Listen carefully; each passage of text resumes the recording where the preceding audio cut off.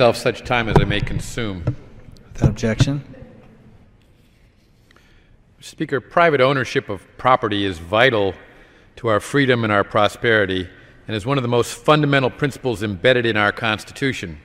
The founders realized the importance of property rights when they codified the Takings Clause of the Fifth Amendment to the Constitution, which requires that private property shall not be taken for public use without just compensation. This clause created two conditions to the government taking private property: that the subsequent use of the property is for the public, and that the government gives the property owners just compensation. However, the Supreme Court's 5-4 decision in Kelo versus City of New London was a step in the opposite direction. This controversial ruling expanded the ability of state and local governments to exercise eminent domain powers to seize property under the guise of economic development, when the public use is as incidental as generating tax revenues or creating jobs, even in situations where the government takes property from one private individual and gives it to another private entity.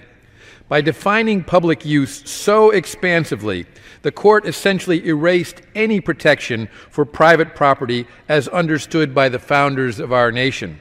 In the wake of this decision, state and local governments can use eminent domain powers to take the property of any individual for nearly any reason.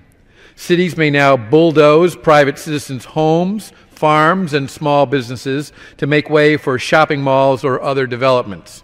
For these reasons, I joined with Chairman Sensenbrenner to introduce H.R. 1433, the Private Property Rights Protection Act.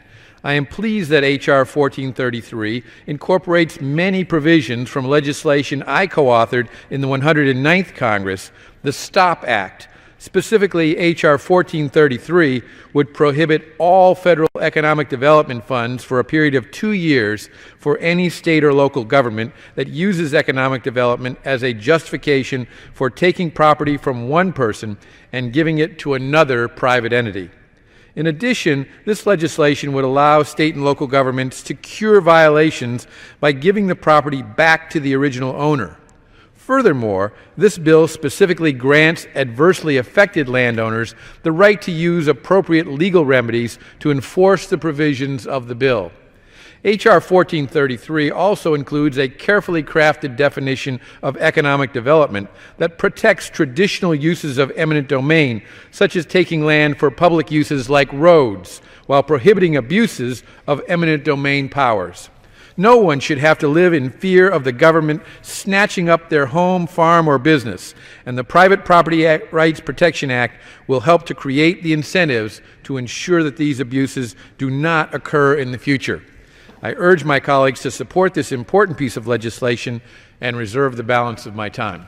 Gentleman reserves.